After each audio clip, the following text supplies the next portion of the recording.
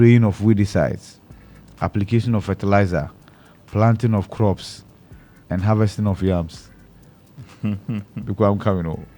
If there is inadequate rainfall, right, and your produce are withering, do you need government to tell you not to plant anymore?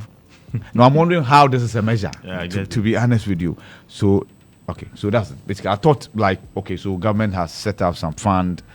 If your crops are affected, these are the mitigation measures for you. This is the issue. This is how much you can get, and those things. Maybe those things will be in the pipeline. We're looking forward to it because, trust me, aside the famine that we might experience next year, many people will be driven down the poverty line because their crops have withered. And so, yes, back page of the Ghanaian Times. Okay, that's the story I gave you. The other one, 30 perished in Northern Region road crashes. That's between January to June. That is it for the Ghanaian Times this morning. All right, the Daily Guide is what I have. And Ghana Berlin Embassy reinstates citizenship process. Nanaka sold for 60 billion petroleum hub, the story you mentioned. And also election 2024. EC starts voters registration exhibition today. And Senate unveils digital platform. Comes with a photograph of Kofi Bosom-Pim Osafo-Maafo. And I am a man of solutions. Dr. Mahmoud Baumia. Back page of the Daily Guide newspaper.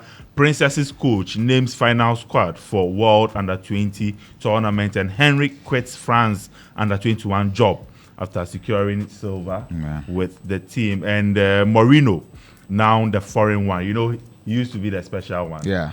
Now he has labeled himself the foreign one. He's taking now with Fenerbahce. These are the lead stories in the Daily Guide. Is that what he's labeled himself? The foreign one? The foreign one. Seriously? It's everywhere. So he's always something one. Yeah. Hey. when he started with the phrase special one, others copied.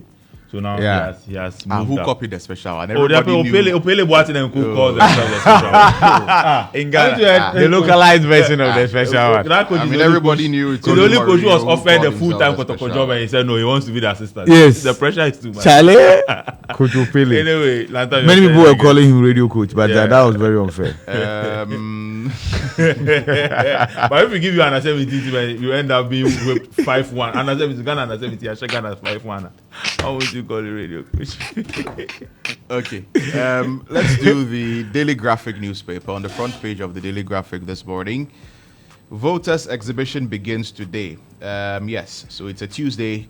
The voters exhibition is beginning. So you need to go and check and see if your name indeed is in the register, or by some strange forces or some unseen hands and powers, your name has been erased. Has been deleted. Yes, or deleted from the register. So go and check. I think there's also going to be a short code that you can use to check. Yeah, and that's good. That's brilliant. I think we'll get it and then give it to you. Yeah. Without having to go to that works for your us. polling station. Yeah. Your polling station to go and check. So that's there. From today, go to the nearest polling station and check and see if your name is in the voters register so that you can vote in the upcoming elections. Peace is a collective duty. Peace Council member has been speaking about it. Says it's not only the Peace Council that has the responsibility of ensuring peace in the country. It's a collective duty. So every citizen has to get on board to ensure the peace and stability we are enjoying. We continue to enjoy it. Also, President cut short for $12 billion petroleum hub project. Yeah. It's a bit controversial, but nonetheless, the sword has been cut. And it looks like we are proceeding. And also, 10-member New Times Corporation Board has been inaugurated. So that's it for the Daily Graphic newspaper. On the back page, Anti-Piracy Training Ship commissioned at Nutekpo Naval Training Command.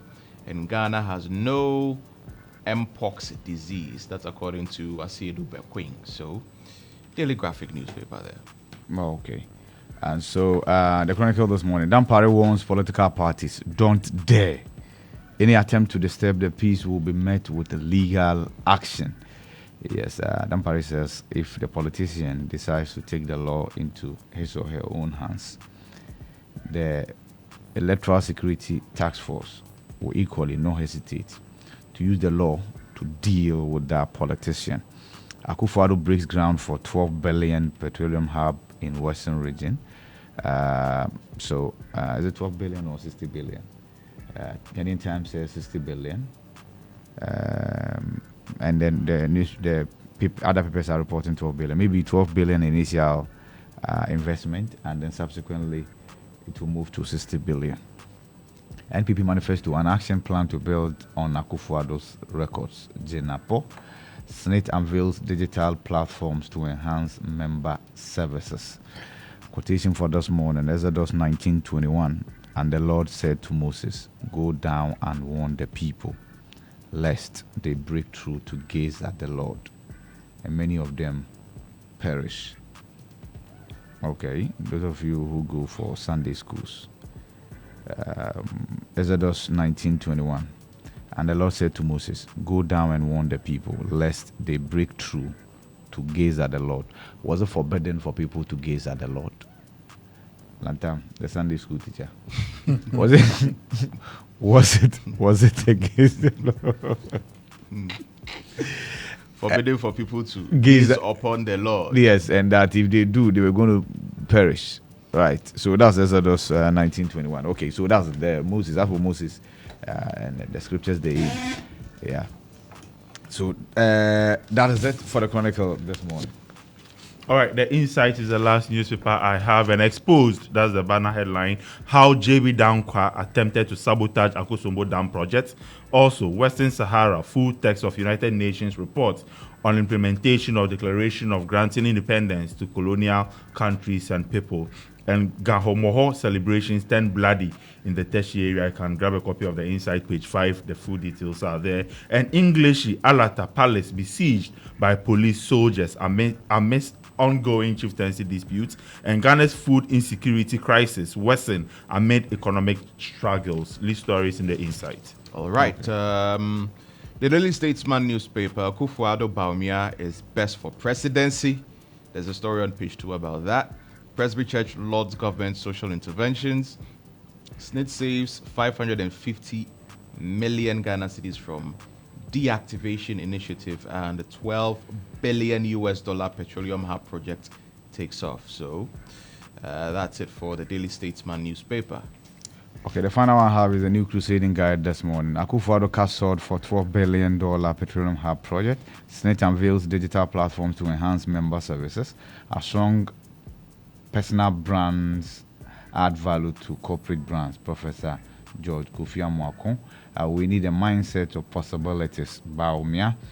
And second phase of Bring Back GN Bank tour hits Northern Ghana.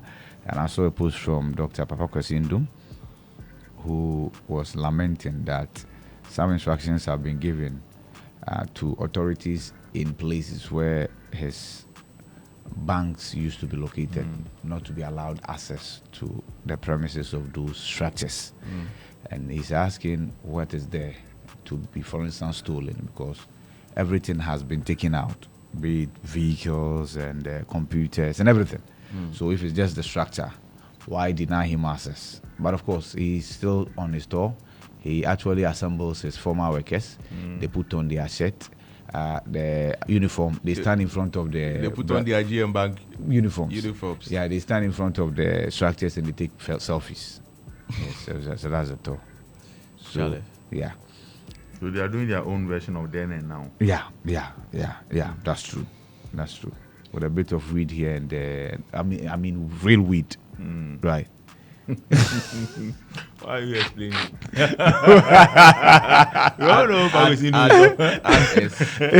Weeds. Okay. So that you are safe. It reminds me of a guy who went to a class to make an announcement, right? And he's very particular about his language. Then he mentioned a word and left out the S. So he left. And then somebody told him that, Charlie, you made a mistake. Yeah, the word you mentioned, it was supposed to be plural. You left the S. He came back and said, He added the S. The other headline here. Independent Parliamentary Advocacy Group established to reshape Ghana's political landscape. What's their name? Let me check for you. So now we have parliamentary, Dr. Dramani's group. Yeah. Africa Center for Parliamentary Affairs. Exactly. We have Crew. Now we have another one. Another independent That's for good. parliamentary network. So, where is it? Where is it? Independent parliamentary network. They actually don't indicate where okay, it's here. So, a newly formed non-partisan advocacy group called the Independent Parliamentarians Advocacy Group Ghana, IPAG. IPAG. It's Yeah, important. very because important. One bit that we know that that one they always fight. It's the only meeting that they come out and everybody has a different interpretation of what was agreed on. That's true. And it became worse when the so EC was not talking. In the past, so NDC will state his verse and then people will state The his same verse. meeting, you know, that And then can be quickly different. EC will come and then talk about what really How can you say you transpired. won't talk? Yeah, but now so now they are all talking for the EC. Interesting. So the group's mission is to transform Ghana's political landscape and promote tolerance. IPAG is dedicated to promoting and supporting independent parliamentary candidates across all the 275 constituencies, advocating for their election as viable non-partisan members of parliament. John Yeboah, founder of the group, in a statement at the launch disclosed that the initiative is aimed at responding to the growing needs of citizens and significant changes in Ghana's political system. Have you guys seen the TEDx type of talk from Cheddar? When you hear TEDx, it's like, so you have to, the microphone must be fixed to your head, right? And then there is a small. Why are you limiting that to 10? He says he's made money. Did Chada give a TED talk? Yeah, it was like TEDx talk. No, but did he give a TED? Was it actually a TED talk? Or I think it was because or it was a Cheddar talk. Did you see the TEDx behind him in the background? No. Because anyone It- who gives a TED talk, it's Well, massive. he's Yeah. saying once you have the anyone microphone, once you have that microphone, it's Yeah, really on your but head. I said it was a TEDx kind of, Yeah. right? But of course, we all know he's in it to be so president. tell her, he says he has made money and So he said he's made We money. haven't seen him So he in a said lot. he needs no dollars. He didn't even mention cities. He needs no dollars. He needs no pounds. He needs no which other one? Euros. Now he's in need of legacy.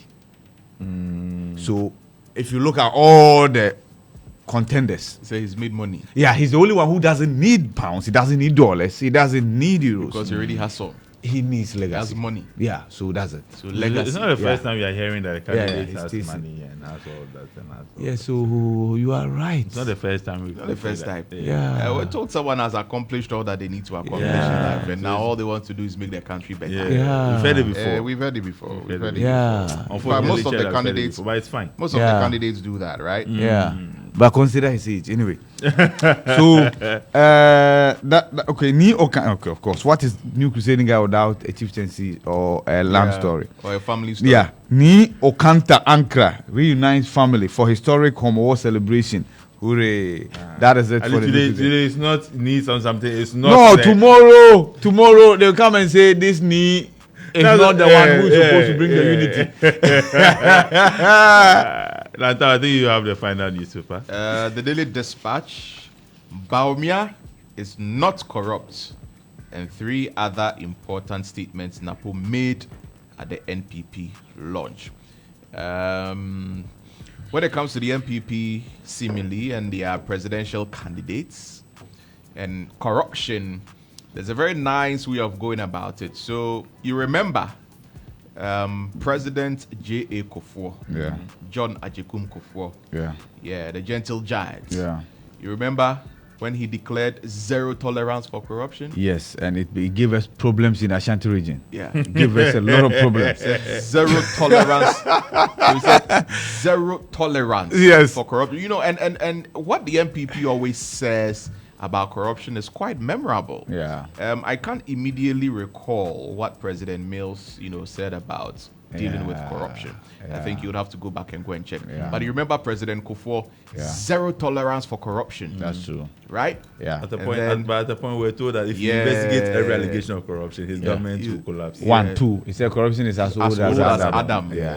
So it changed from zero tolerance for corruption to corruption is as old as Adam. Yeah, but then it has become 100 kilometers per hour. And then candidate Akufo-Addo said, I'm not corrupt, I've never been corrupt. I would never be corrupt. If you are in to make money, don't join In my government. Don't join my The government. private sector is where you make them. Yeah. Not my government. Yes. Yeah. Right? Yeah. So remember that. Yeah, I and remember. Then now candidate Baumia, vice president, It's digitalizing the corruption fight. he says that his running mate says that Baumia is not corrupt. Yeah. There's no allegation of corruption against Baumia. Yeah. He's never been investigated for corruption. I that feel we should be allegation- hearing from those who said it themselves. In the end, the evidence pointed to the opposite. They themselves, so you know, sometimes, regardless of how your conscience is, how sensitive your conscience is, sometimes it's difficult to look people in the eye and then lie, barefaced lie. So when you are saying it, sometimes you feel jittery. There's something that is about your voice that could give you out. But when somebody's saying for you, it's very easy. People. For people. Is, Also, so you want Baumia to come and say that I've never been. I want them. I want all of them. I want all of them to I've give never that. been But you see, even with the investigation bits, to be fair, when former President Mahama was in power, I don't think there was any. No. It's when you leave power. Yeah, that's so even for the Baumia one, when he was in power, there wasn't any what? Investigations. Yeah, as in state security agency investigating. When Mahama was president. When Mahama was president. Oh, but Shah did an investigation on him when he received the Ford gift. You forgotten? Oh, okay. After the expose, yes. Okay. After the expose, Okay. yes. That's true. That's Yeah. fair. And Yes. I mean, Manasseh did an expose when the Burkina Faso contractor Kanazoe, gave him a Ford gift. Kanazoe did a certain wall. We saw pictures of the wall and all of that. Yeah. Sharaj investigated the president. Anyway, He told us that the president, wasn't found wasn't found guilty of corruption, but receiving that gift from the Burkina Faso contractor breached some certain code, and he wasn't supposed to do that and all of that. I'm saying the principle is that usually when you exit power. Yeah. That is when they say opportunity And you own it in that is yeah. when we are able to actually ascertain if indeed you were corrupt or not. Yeah. So it is fine. All right. So I'm done. You are also done, right? So we go online. Still on the Daily Dispatch newspaper. Chachuchi Kata on Ghana's recovery. And Tobinco case, FDA to appeal against 93 million Ghana cedi judgment debt. Baumia is the man of the moment, and destiny give him a chance to be president. Mami Stiano. Mufasti Mami. And guess who is saying this? Ex-President Kufuor. President Kufuor is saying Baumia is the man of the moment and destiny. So give him a chance to be president. Give the steering wheel to him and let him drive us to the promised land. Drive us to where we want to be. He's a good driver. Yeah. So let's decide whether or not we want to give the steering wheel to him on December 7th. By today, going to check if your name is in the register to see if we can actually be a part of those who are going to make that decision. Yeah. So that's also there. And also, we are ready for December 7 elections. The IGP is assuring Ghanaians that the December elections is going to be one that the Election Security Task Force will be on hand to make sure that everything goes on smooth sailing. We hope this time around nobody dies in the elections because of, I don't know, whatever reason. Because the last election was characterized by spots of violence here and there in certain parts. By and large, it was okay, but there are certain parts that there was violence, Tachiman South and Co. And some of it resulted in the death of people, some very innocent people, And I don't understand why elections should become like that. Elections should become a do and die affair, except for a country like Ghana, where people want to win power at all costs to the extent that they are willing to do anything. And some of the people who even die and are used to do these things, it's not like if these politicians even got into office and you won the election, they were going to do anything better for you personally, or they were going to make your life better, because these are even parliamentary elections, right? Yeah. So a lot of the parliamentary elections, we saw some of these, violence happening, people dying and all of that. So as the thugs and the youth and all of those people who are used to perpetuate these violence, they should ask themselves, when the MP wins the seat, what is he going to do for you? Like, what will he do for you? How is he going to improve your life that you are dying? Right? Is it the 100 cedis, 50 cedis, 200 cedis that he's going to give to you after you won, or after he's won? You are fighting and dying for. Sometimes I don't understand the people who are used to perpetuate. Like, I really don't get them. I really don't get it. After you've done, what will you get from it? It's the MP that you are fighting for who will not be there. He will not be there. He will be hiding safely somewhere, or he will be enjoying safely somewhere. Then after you've done the dirty work for him to win, you go and sit in Parliament. He will enjoy the MP's car loan and be driving his SUV. He will be enjoying, and if he's going to Parliament again, he would have enjoyed his back pay or his ex gratia. He will be enjoying all the perks that come with being a member of Parliament. He'll be enjoying his salary and all. He'll be chilling, and then you'll be there in the constituency, hustling. Because he knew that he didn't have any better job to do, he used you, and you'll be there hustling. And then when something happens and you need money, you now call, Honorable, please, my child's school fees. Honorable, please, I've come to marry. Honorable. Meanwhile, you are there, and that's what you do. And then it will get to a point in time, he'll remind you again. Meanwhile, you are going to kill yourself for the politics. Like I don't understand those people. I don't understand those people. It's all about interest. You have starfm.com.gh. Yes, it's all about interest. So let me give you City Newsroom. We will clear consumables for renal patients stuck at Tema Port soon. So meaning Kwelebu is here to clear those consumables. Sorry, Reason why they the keep dialysis giving timelines. I think as look, last week we were told Tuesday we were told Wednesday finally we were told everything has been cleared. So now they say soon. Oh, Charlie, it's not fair. What is the problem? Why are they not doing this for the outpatients? What's the problem? The consumables are not in. And they are stuck at the Tema Port, right? But we were told that the thing is going to be clear. I'm even tired. They took cameras there. Yeah, and they showed us some consumables that have arrived for which reason soon outpatients. Because for now, inpatients have been treated. So it's the outpatients that. Yeah. And they are picketing the renal patients are picketing at the facility. Today, we are told. Voter exhibition exercise starts today. Baumia's large staff undermines pledge to govern with 50 ministers, minority. We've delivered 70% of our promises upon Nkrumah. Baumia's promises are credible. Trust in its leadership. Gideon Boakon. Election 2024. Reports of militia training in Kwewu Force. Police. Professor Opoku Ajima accuses NPP of copying Women's Development Bank policy. Kwelebu renal patients threatened to picket over consumables stuck at Tema Port. Western Regional Kufuor sold for phase 1 of the petroleum hub project at Jomoro. So this consumables, who is supposed to clear them? The facility. Who is it? Is it the Kwelebu or is the Ministry of Health? Kwelebu, but of course through the Ministry of Health. So what is it with the health sector? What is it with the health sector and these things? Good question. Last time we mentioned it. What is it with the health sector why is the health sector always having problems with these kinds of things? Why is that the other probably the other ministries' issues are not so pressing.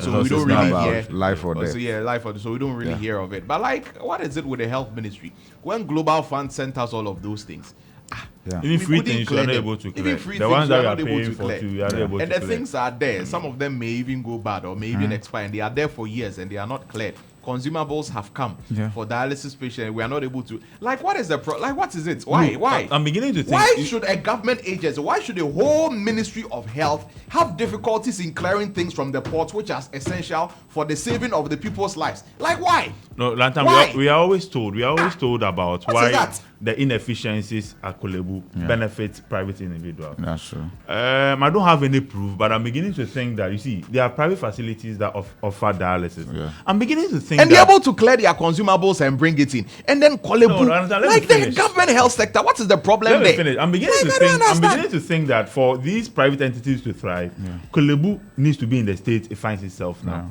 Because you can't tell me that something that you charge for, and recently the prices, the cost has been increased. Obviously, we didn't give you what you wanted, but some monies have been added to what you get. Exactly. So how we are not able to clear these things? Anyway, a whole health ministry, and the minister will tell us that I'm going to sit at the port, and if the things are not cleared, I'm not going to go. Why does it have to get to that point?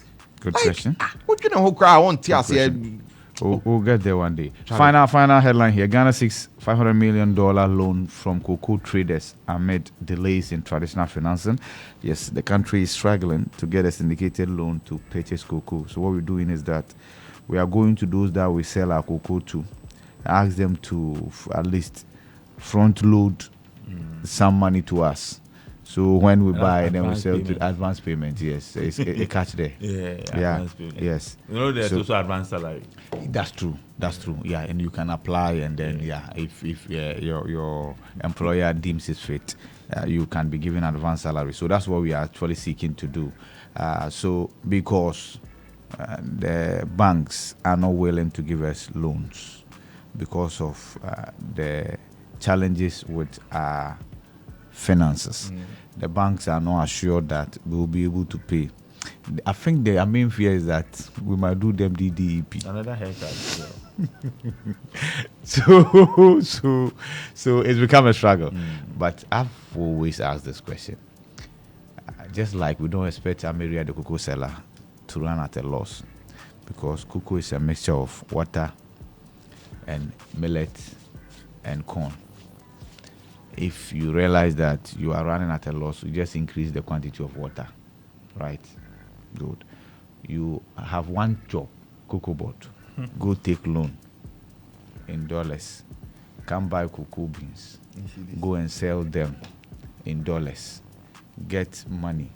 Make profit. Pay your creditors. How difficult should this be?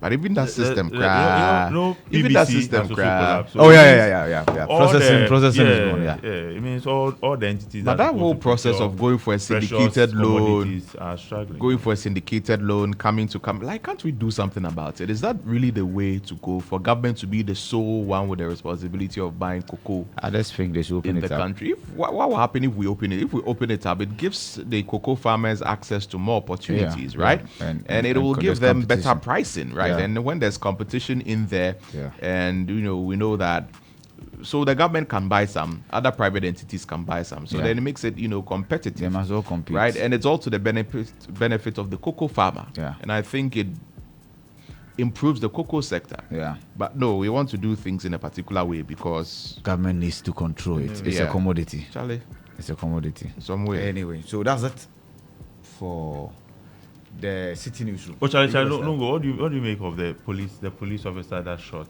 the young man? He's been arrested. Why are people angry? Why can't people manage or control their temper? And the danger is that I know many. For those who don't know, break the story down for them. Okay, for those who don't know, and I've the not story heard is about that a police officer who is also a ride-hailing driver, was his services was engaged by a young lady. Yeah. A gentleman was helping with directions. Yeah. So when the police officer, who is a driver, got to the destination, he's a driver, one of these ride-hailing, the ride-hailing apps. Yes. Yeah. So when there was a disagreement over the fare, and this young police officer decided to go into his vehicle, come out with a gun, and shot the young man who was giving the lady directions. So apparently the lady was going to visit the young guy, and shot him. Then the guy died. We understand that the body has been taken to the police hospital morgue for autopsy and preservation. The off-duty, that's how the police would like to describe him, the off-duty police officer has also been arrested. We understand that yesterday the IGP visited family of the bereaved, and the police service has also decided to offer them some psychological counseling with help from experts. So these are the facts. But I'm wondering, why will somebody shoot another human being over disagreement over fare? Yeah, when tempers fly. People are very quick-tempered in the heat of the moment. Those kinds of people who are so quick-tempered that in the heat of the moment, if they see anything lying around, any stick lying around or anything, they can just pick it up and hit you with it. And then after that, they realize the folly of their ways. For ordinary people, to some extent, I get it. But for somebody that we are training and offering you a lethal weapon, I think the standard should be higher. There's no emotional intelligence there. The standard should be higher. There's no you are not Kofi Menu by the roadside who got angry and decided to use a cutlass on somebody. You are not that person. Yeah. Anyway. But the police service and some of these agencies are not immune from these kinds of things, right? So, I mean, in this particular instance, the law just has to take its course, right? And justice has to be served. There's no way around this, right? I think there will be overwhelming evidence. There will be overwhelming evidence that this is what actually happened. And the overwhelming evidence should be able to put this matter to rest, right? So, anyway, some of these things are sad. But anyway, so we're talking about what's been happening with the Kolebu renal unit and why up till now we are told that the consumables are there, but we still it looks like they've not been cleared.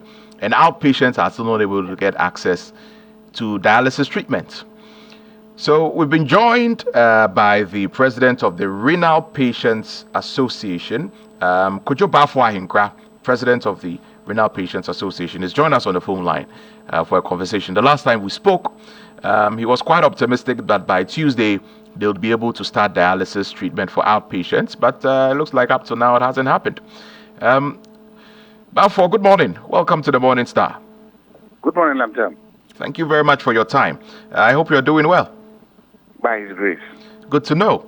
So what's happening? What's happening at the Kolebu Teaching Hospital renal unit as far as dialysis treatment for outpatients is concerned? Members of your association say it's not started. What's happening? Thank you very much, Lantam. Yes, it's true. So the OPD, we've not started. We don't have access to the place because the consumables are still not in. Like you rightly said, yes, last week I said that I was sure they were going to start. They brought the container. They have 2 containers that they were clearing for the consumables. They brought one. Apparently, the one that they brought had the disinfectant, other consumables, which we need, but it's not the one we need to start the dialysis itself. That container is still at the port. But we didn't know that the container they brought contained those consumables. We thought it contained the lines. That is why we gave all the assurance that we were going to start by Tuesday. But when we realized the container, when it was open, we realized that it was the disinfectant and other consumables, not the one we were looking for, so that we could start. That has caused the delay. But apart from that, we learned that the major container, the 40-liter container, is still at the port. And delays. I learned shipping line issue. I learned there's a waiver. Ministry of Finance have to give some permit for them to take it to the port. Ministry of Finance and Ministry of Health also have to give some clearance. Ministry of what, GRE, whatever.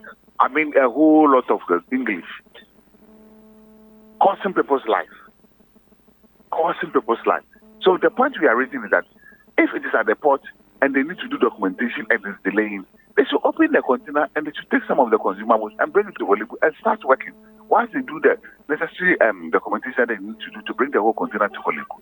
So as we are talking now, Kolebu dialysis unit is still not working for the outpatient. So this is what you found out with regard to the containers that came in, which is supposed to contain these consumables. In terms of getting the consumables out of the port, what information have you gathered? What have the authorities told you about how they are working to get these consumables out of the port to the hospital so that the dialysis for outpatients can be done? They are making us understand that they are doing everything they can.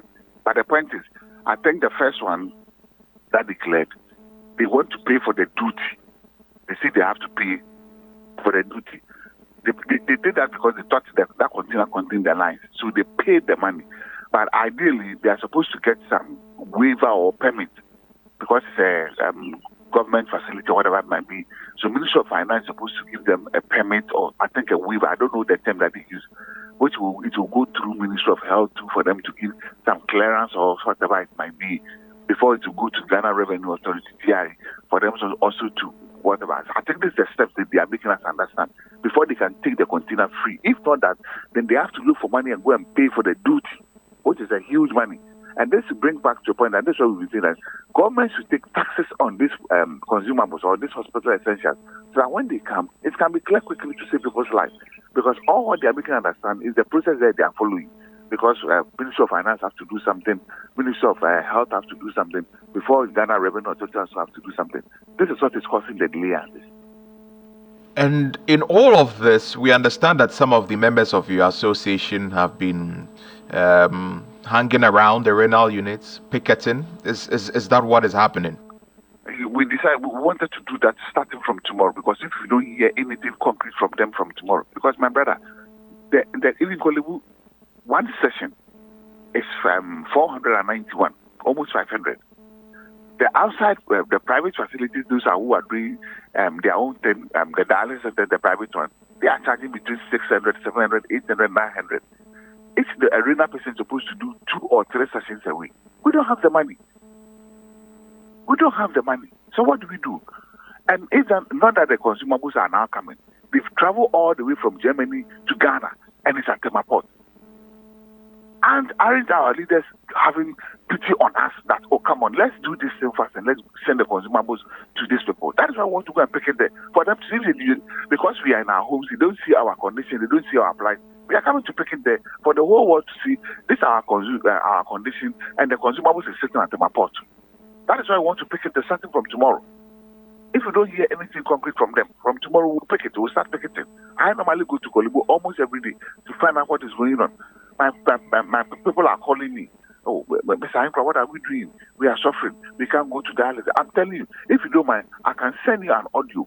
One patient at Tema, we call him Mama G, sent me an audio yesterday. If you don't mind, I can forward it and you play it on air and listen to what the woman is saying. We the sick people have to do contribution, 50 Ghana, to send it to her this morning for her to go and do her session. Why this? Why this? And speaking about the toll that this is having on members of your association, what has it been like, throughout all this time that the renal unit has been shut down to the public, those of you who are outpatients? From last Tuesday that you were expecting it to open, even to today. I mean, you've just mentioned the case of one of your members, Mama G. What is the theme that is running through in that regard? I wish you could see them. We are in our various homes praying or looking for money to go and pay. But the kind of calls I get, somebody called me 3 a.m. and I've not slept up to now again. The kind of call that I get, Mr. Ankra, I can't breathe. Because if the person sits for maybe a week or so and he doesn't go for dialysis, his breathing becomes a serious problem. Mr. Ankra, I can't breathe. Mr. Ankra, I can't do this. And it's having a big toll, not even the patient themselves. The relatives that they live with also cannot stand it. And the point is the money is not there for them to go to private facility. So somebody can be in this room and he's suffering. So it's hardly big time problem for us. We just don't know what to do. We are begging the authorities. Whoever is in charge of this thing at the Temaport or the Ministry of Finance or Ministry of Health, Dr. Kuboy, and we beg them. If they are listening to us, we beg them. At least, if they give their word, the container can be taken out from the port today. If they really come in, the container can be taken out from the port today. Tomorrow they can start work because the machines are working. Everything is there. It's just the lines that they need. Once you get to Kolibu today, they can start working today. So we beg them. The way things are going, we can't take it any longer. And with all the difficulties that you are facing, have any of the members of your association passed on in the past couple of weeks or months since the renal unit has been shut down? We've lost 3 people for the past 3 weeks. Three people? Yeah. And the thing is that if they had access to the dialysis, perhaps they'll still be alive today. I'm not a medical doctor, but all what I know, they are end-stage kidney failure patients, right, which they live on dialysis. Right. If the dialysis is no more there, because we don't take any medicine. All the medication that you take is your BP medication and injection. The most essential part of renal issue is that you do the dialysis. So if the place has been locked and the place is not working and the person has died. I'm not a doctor to say it is better. I'll only presume that because the place is locked and he didn't have access to dialysis, the person is dead. So we have 3 people. It's the doctors who can testify that the A or B was the one who got. But for me as a layman, I know that if the place was working and they were coming, maybe the doctor could have seen something they could have rectified it. Balfour, I'm grateful that you've spoken to us this morning here on the Morning Star. Thank you. Yes, and I know that you've been doing some great work for the members of your association in terms of advocacy and all of that. And we're just praying that things are put in place. We'll be asking the necessary questions. Thank you very much, Balfour. You're welcome, boss. And you just heard us speak to Balfour, Kojo Balfour Ahinkra. He's the president of the Renal Patients Association of Ghana. And up till now, outpatient services when it comes to dialysis treatment has not begun at the Korle Bu Teaching Hospital. We're told that there were some consumables that needed to be cleared. And it is emerging that those consumables have not been cleared yet, and they are still at the port. And those consumables need to get to the hospital for them to be able to do the dialysis through the dialysis machine for the patients. And it has not been done. It has not been done. And these are things that are life and death matters for people. Because dialysis is expensive. You heard Balfour talk about how expensive dialysis is when you go to other facilities. And as a renal patient, we are even told that it's advised that you go through dialysis at least 3 times in a week. At least 3 times in a week is how many times you have to go through dialysis. But because of financial constraints of a lot of people in this country, even those who are able and have money, sometimes it's difficult for them. Because imagine that you have to pay 700 cedis, 800 cedis, 3 times a week for dialysis. Just imagine that. How much you are spending in a week for dialysis. And how much income do a lot of these people earn, even at the end of the month? So it's a difficult situation. And because of a lack of funds, people do 2 times. And even with the 2 times, it's difficult doing. And there are some who do once a week because they don't have money. Finding that 700, 800 cedis a week to go and do dialysis, just do the calculations. I even know of some people who do it as and when they get. They do 1 this week, and then maybe the next week they do another 1, and maybe for about 2 weeks because they don't have money, they don't do it, and then they do another 1. So the cost is a problem, right? The cost is a problem. But at Korle Bu, at least the cost is a bit reasonable because there are some subsidies in there.